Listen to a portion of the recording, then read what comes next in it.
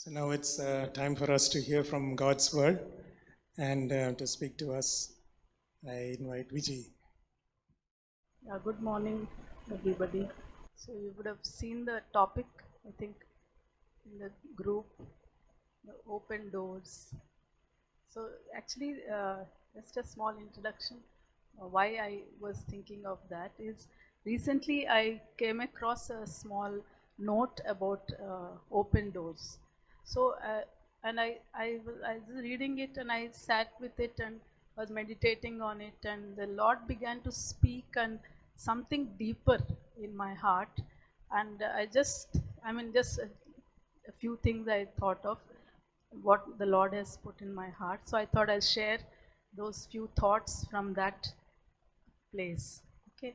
So and also I thought many in COG right now, there are many of us in they're at the crossroads, and it is either for a waiting for a new college or new course or new life partner or whatever. So it's just good to understand this rightly from the scriptures. So let's pray. Father, we thank you so much that you're a God who opens the right door for each one of us, Lord, at every juncture of our lives. And we thank you so much. To be led by you is such a great privilege, Lord. Lord, we entrust ourselves as we see this, look through this, and help us to understand and help us to get the right understanding, Lord, through your scriptures. And whatever is missing out, I pray that you will fill in the gaps, Lord. Entrust myself into your hands. In Jesus' name, amen. So many times we hear, especially among the Christian circles, right? Oh, God opened this door for me. Many of times we think like that, we do hear that. So it is true that God does open doors for us, and He is the one who leads us and guides us. So, however, but we must be very cautious and understand it rightly about this God opening doors. Okay, because we can easily misunderstand it. That's what, just be with me and just get what I'm trying to say. And many times we base our decision making on this open door policy. And many times, if the door of opportunity opens, we take that as an invitation for us to enter. As I'm saying, you might recollect something in your own life or in somebody else's life. For example, if someone is offered uh, a promotion or a new job that with a pay hike, we immediately assume, oh, God must be in it, right? Or if we get a visa to US, okay, think that, oh, that's what God is wanting me to go. And so that's the will of God for our lives. We think like that. We did that for many years, Vijay and I. Every time we get a transfer from one place to another place, the Navy takes us, but we used to think that is God's will. That's what God is opening that door for us. But we never thought that maybe God is wanting us to be here or leave Navy or nothing of that sort. It never came to our minds. We never thought in those lines. We went by that kind of a God is opening door, God is transferring us from this place to this place, so let's go. That was the way we always thought, always worked out our life through that. But the problem with this is the emphasis is wrongly placed on the door rather than on God. Sometimes we can do that. And another thing is, there is a danger to enter open doors under the mistaken, understanding or assumption that God only allows good opportunities, good in quotes. Okay, to that only good opportunities God will allow to come in our way. Good is that is defined by us or by the society. That's what we normally think. So we tend to believe that any good opportunity comes our way must be from God.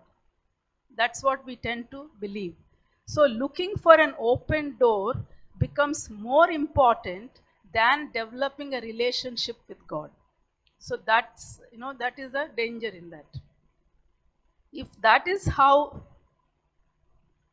if that's how we go about, there is a danger in giving into wrong partnerships in business, or maybe in life, marriage, or even jobs, wrong jobs, and wrong courses, anything, it can be disastrous. So open door policy can lead, if it's really only no God in it, it can lead to any of these things. So let us just, it is basically, if the open door policy is that we are entirely depending on how God opens doors, we don't need a relationship with God. Okay, so let us see in scriptures some of the decisions made by people by perceived open doors and which have been disastrous. Okay, and we'll see both good and bad. So, first thing, it is Exodus in 2, in 11 to 15. I think most of us know. Here we see on the basis of what Moses is just going, and he took a, everybody is going out to get the food, I think. Okay, so Moses is going around, and then he sees a Hebrew man being beaten up by some Egyptians, and he just gets triggered by that. That is what this passage is all about. So, here what we see is, on the basis of what Moses saw, he took a decision to kill the Hebrew guy. You know, he would have thought, what must God brought me here to do justice, you know, to bring justice. That's why, see, he made me see this thing, and at the right time he brought me here, etc. Whatever he must have gone. So he saw that there is an open door to deliver this Hebrew person from the Egyptians. So because Hebrew person is getting ill-treated, so he went and kills him. And then we all know the consequences. He had to go in hiding. He goes and hides, and we know the rest of the story. So it is something, you know, wrongly perceived opportunity. One more example we see here is in Joshua. I mean, as I'm saying, I mean, those of you know the Bible, you might know many, many more. So these are a few things I picked up. So here, Joshua and the Israelites are, you know, the rest of the people, they see the Israel's victories over on Jericho and all that. And then all the other kings, the enemy kings, they are preparing for war against Israel. Okay, I'm just giving you the brief. So they are preparing for the war, but there's one set of people. They are Gibeonites. What they are must be a bit lazy. They don't want to prepare for a battle, but they want to deceive these Israelites, and they somehow make a treaty with them. So the people of Gibeon, they pretend to come from a far away land. If you have read this, you will know they will pretend, and oh no, we are coming from so far, and actually they are coming from just neighborhood. They were coming from so far, and this rotten bread and, you know, all that stuff. Our clothes and sandals are gone. They wear like that so that they believe. So what these Israelites have done is that they make a peace treaty with them. Actually, they are doing it with enemy. So they do not. It says they did not consult the Lord. So Joshua and the leaders, what they have done is they have seen the evidence and believed the story. And they make a covenant with them without consulting the God. So then after that, we know the story. 3 days later, they discover that these are the very people. And so what is the mistake of Joshua and the leaders here? They assumed things as they appeared. They took it. And the mistake was not an evil intent. Nothing was bad, but assuming instead of seeking God's guidance. So that is the mistake. So that's another thing we see where they have gone wrong. And another example is in 1 Samuel 13. This also we know that Saul is actually after David, to kill David. And then he is, this is what? Okay, this is another thing. Saul was waiting for the prophet Samuel. He is supposed to come and offer, do the offering, sacrifices. So Samuel gets delayed. Okay, then what is happening is Saul and his entire army are there. Then Samuel is coming is delayed. So slowly these people are going. The army, his team are going. So he sees that and he thinks, oh, this is an urgent situation. I need to, take an immediate action. And then he takes matters into his own hands and offers the sacrifice by himself, which priests only could do, according to the law. So what is the mistake here? What could be Saul's likely thoughts? God brought me into this urgent situation. I must act now. But in reality, what is his action based on fear and pressure? There is no obedience. He knew very well that he's not supposed to do. But then he wrongly perceived the thing. So he misinterpreted the situation instead of trusting God's timing. So many times, we might be doing that. God's timing, we get impatient. Let's do it. So we take things into hand. And that is, so later on, if you remember, Samuel tells him that your kingdom would not endure because of your disobedience. So there is no obedience there. It's just wrongly understanding the situation and urgency. And one last story, we all know David's story. So he thought, after seeing Bathsheba, he would have thought like, okay, as an open door, and got into a relationship which resulted further more sins by him. That all of us know that. So we saw how Moses wrongly thought of something as an open door. Okay. Then we saw how Israelites and Joshua saw the evidence. They see what is in front of them and think that, think of their enemies as friendly foreigners. So they get into a peace treaty.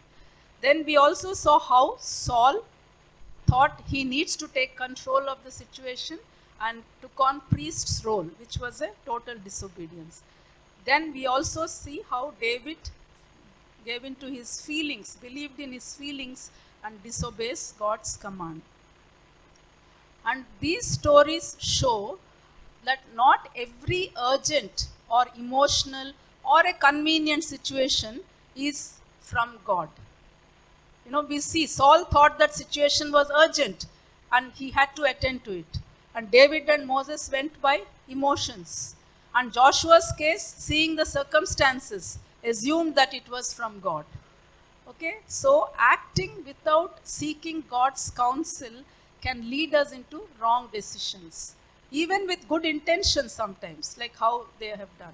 So a situation may look like an open door or feel urgent, but discernment really matters.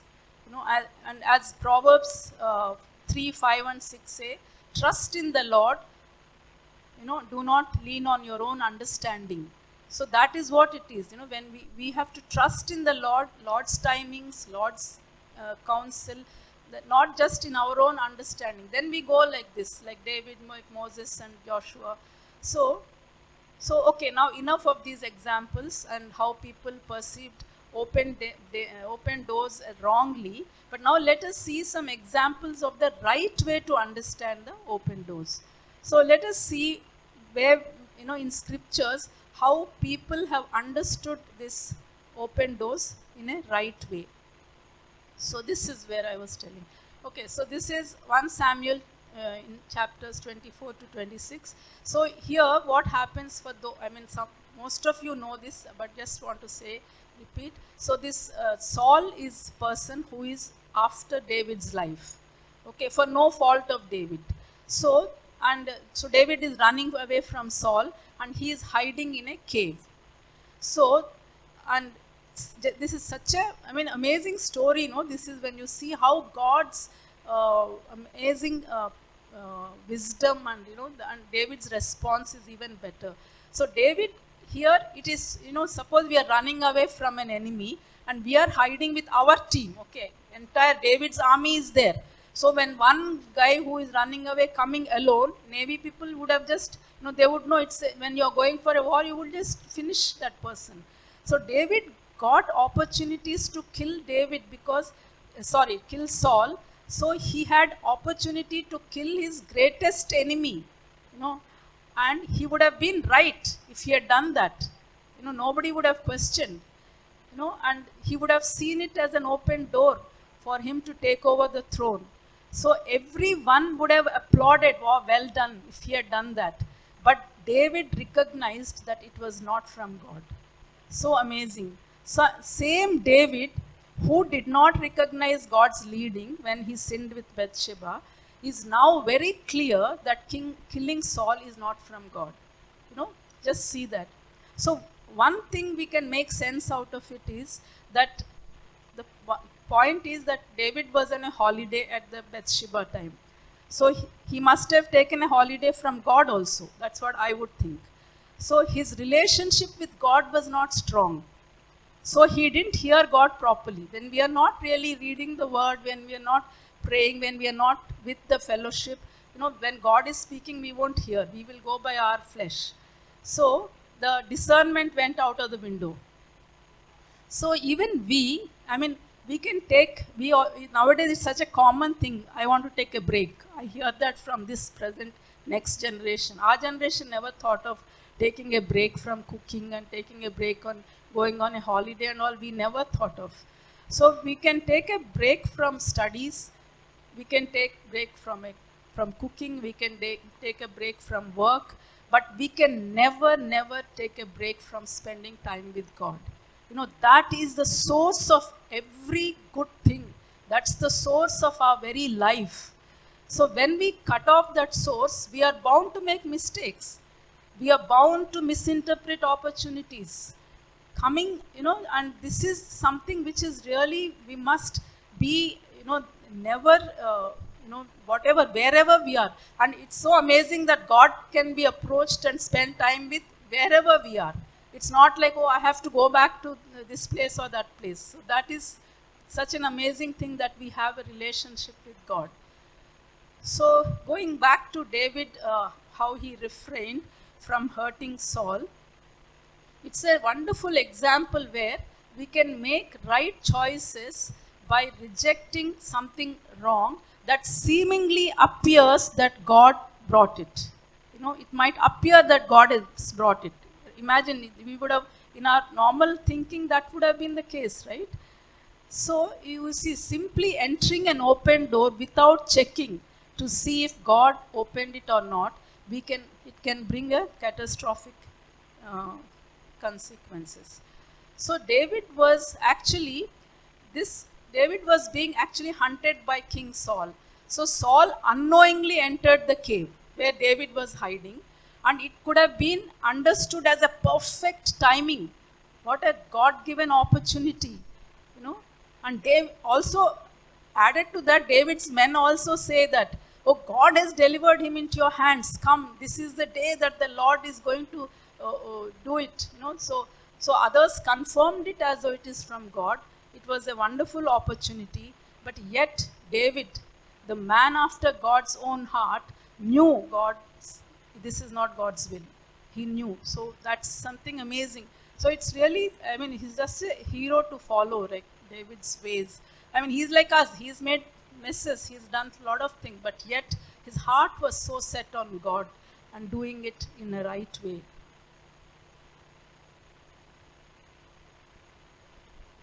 And also David discerned that it was not God's way, and he recognized that not every opportunity that comes along is God's will, and he chose to honor God, and he chose to obey God, and over, you know, revenge, over convenience, he chose.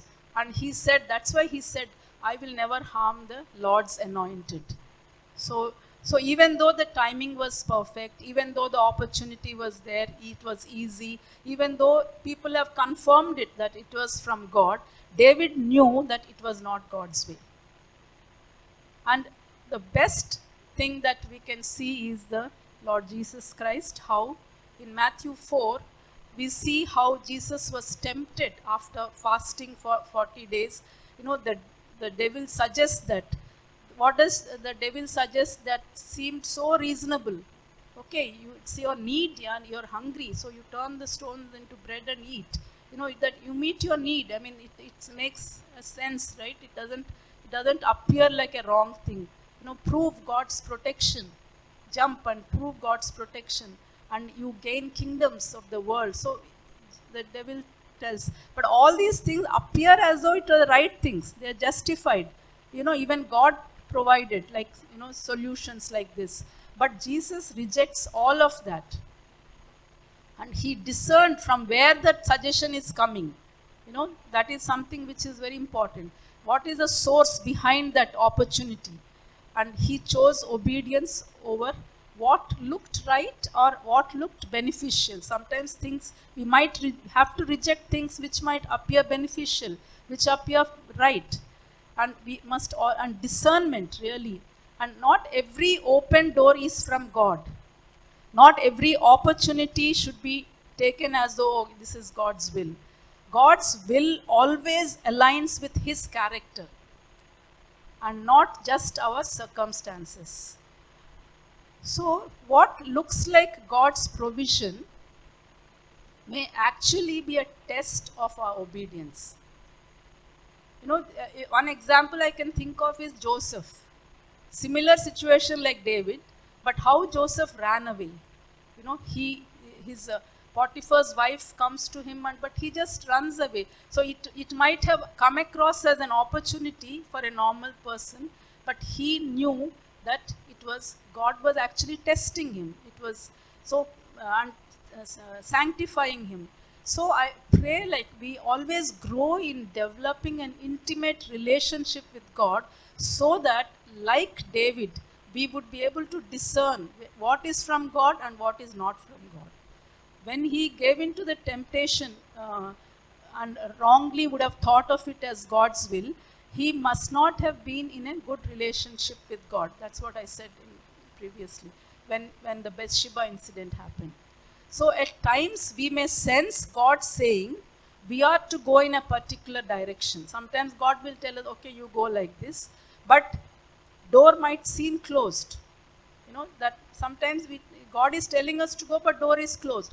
So it is possible that the enemy is trying to close the door, trying to stop us from going in the direction where God wants us to go. So the truth is, no one can stop us, no one can prevent us from doing God's will. The world may tell us that the door is closed, Baba. I think God is not in it. Sometimes we can understand like that. But we must not listen unless God is telling you that this door is closed. And praise God that the door to presence of Jesus Christ is never closed. Never. We can always approach and seek his will to take the right decision, rather than blindly assuming that an open door is from God. And praise God that our access to him is intact, and every resource of his is ours. And God, that remains, like how Stephen started, God remains God. Whatever it is, God remains God. So discernment is not ultimately about making the smart choices. Okay, I chose this job over this job, and avoiding making mistakes. No, that's not the discernment. It's about knowing whom you trust, who is your guide, who is leading you. And Bible consistently says about, trust in the Lord and not lean on your own understanding. And James also says, God gives wisdom generously to those who ask. So discernment actually flows from being connected to him, not just by being clever or being cautious. So that really leads to the gospel. Left to ourselves, we tend to chase after the wrong things, or our own ego or our own comfort. Left to us, that's what we will go after. But the good news is, God doesn't leave us to figure out life by ourselves, which will be disastrous if we do that. Through Jesus, we are not just given just a better advice, we are invited into a relationship with God, a restored relationship with God. And that relationship changes how we see things, how we perceive things, how we understand opportunities. That is the foundationally, that's should be the basis on which we see or perceive opportunities. So instead of asking, is this a good opportunity for me? The deeper question must be, does this align with who God is shaping me to be? That is, just let us remember this.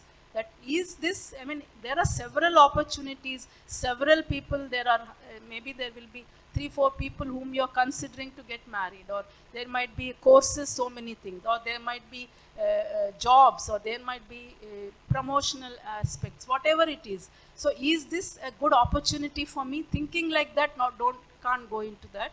But instead, is this what God wanting me? Is this the purpose? Is this aligning with the purpose that God has for me? So it's a very important thing, and it's really a blessing if we can think like this and follow like this.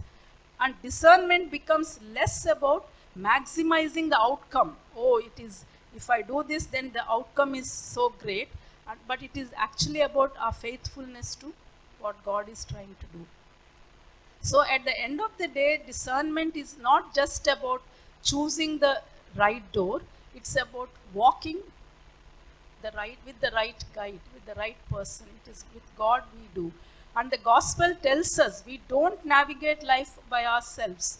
Through Jesus, we are invited into a relationship with God that reshapes our desires, that changes our priorities on the way we recognize what truly matters for eternity.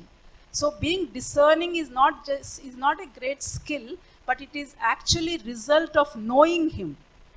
How much we know God, how much we are spending time with God. And it is, it's not just about reading and meditating and praying. That's the major, most important part. But also taking a godly counsel. There is a church, there are LGs, there is, whom you take the counsel. It is always good to check with those who have gone ahead of us, who have experienced and who have walked ahead, and seek counsel. Because these things we are talking about are not written in black and white. Okay, don't do this. If that is given like that, it's so easy. Okay, Steffi, you go and marry this person, or this one, that one, whatever, we can take this course, or Sian, go and take this course. If all that is written in a plate and given, so easy. Where no need to hear God, no need to take any counsel, nothing. But all this is not written, and it needs a checking, it needs an alignment with God's purposes. So that is why when having a mentor or sharing lives, in LGs we do that, care groups, and asking for prayer, all these things are supplementing us to grow in God's wisdom and discernment. These all give us a supplement. So if any of us, okay, now I want to close with this. This is very important. If any of us have, okay, now this is all for those who are entering, those of us who are considering new things. But if we have already entered, thinking that, wrongly understanding that this is the open door, and we entered and we are in the place of going through difficulties or wilderness, be sure that God will work out things good for us. 100%. It is not, He will never leave it. He will never say, oh, you didn't listen to me, so you walked, so you now bear the consequences. He is not a God like that. We see it. We see that with Moses, that God ultimately used him to deliver Israelites from slavery. So that is who God is. And we also see Joshua. Joshua's one mistake was to make treaty with the enemies without consulting God in haste. But God used him mightily. We know that, how Joshua has been used.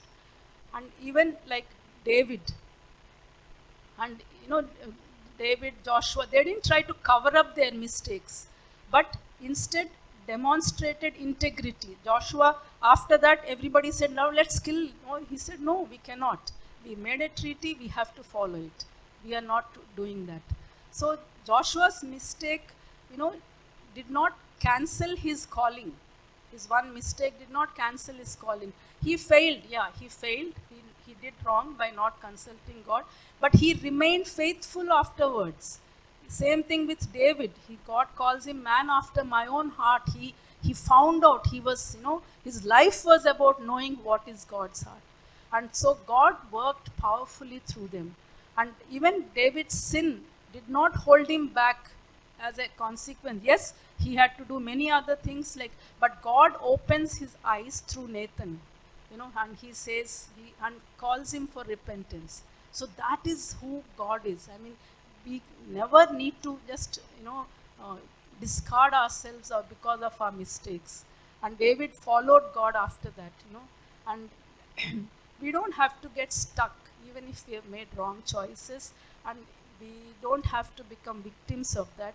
But when we yield and follow God wholeheartedly, He will make everything new. God can redeem bad decisions. Okay, some things we have done wrong, but God will redeem. So let's be faithfully and wholeheartedly follow God, and it is worth, it is worth a treasure when we do that. So let's just pray. And I want Stephen, where is Stephen here? I didn't see him. Come, we'll sing this song. I'll pray. Father, we come to you, Lord, in the name of Jesus. We thank you so much that you are a God who never discards us because of our failures. And you're going ahead of us, and you're making way for us. And Lord, help us, Lord.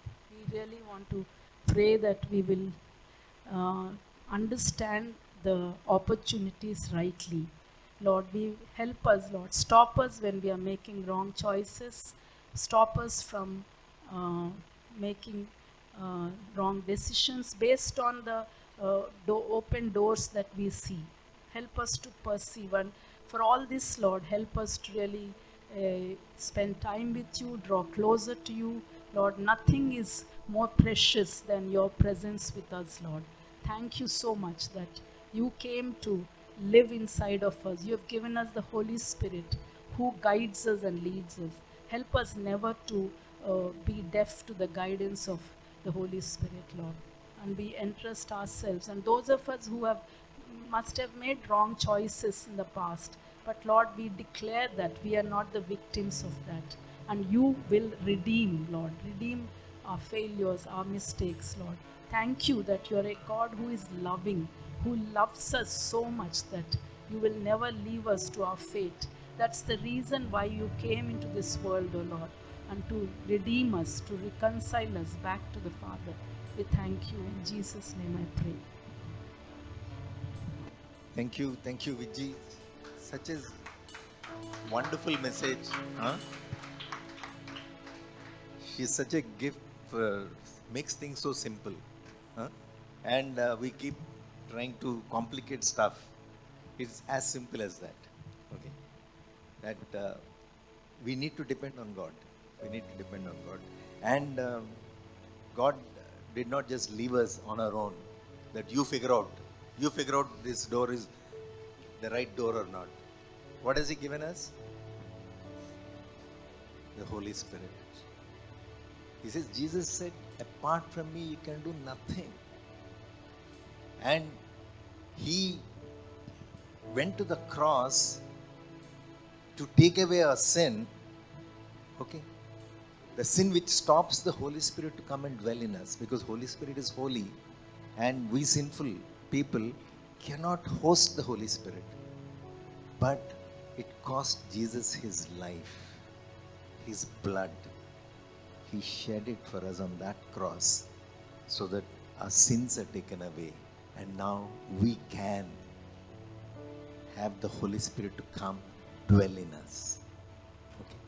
And when He dwells in us, and when we tune our hearts and minds to Him, whatever door it is, He will guide whether this door is from God or whether this door is from the devil one.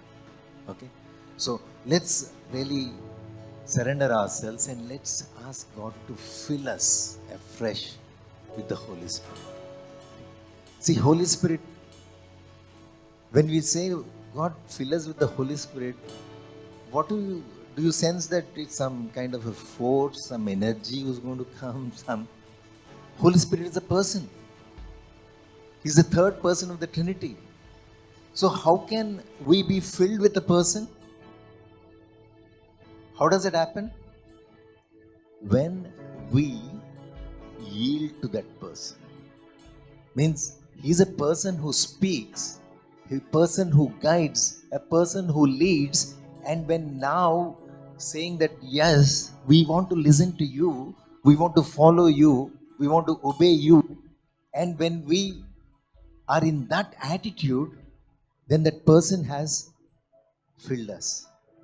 Our lives will be filled by him, so that our lives will move the way he leads us. So let's come with that attitude. Lord, as they lead us in that song, let's come in that attitude saying, Lord, we want to yield. We want to surrender. We want to really hear what you say and we want to obey. We come with that attitude and then he fills us. Then he takes over. And then our lives will get tuned. Now we know whether this door is from God. Okay? And as the worship team leads us, and as you sense this, saying, God, I want to get into that relationship with you, to be filled by you, you can just rise up and then we'll close. Okay? Yes, Lord Jesus, that's a prayer, Lord, this morning. We want a fresh infilling of the Holy Spirit who will come. Lord, help us to really discern, Lord. Discern when doors are opening, whether the door is being opened by you. And is that what you want me to step into?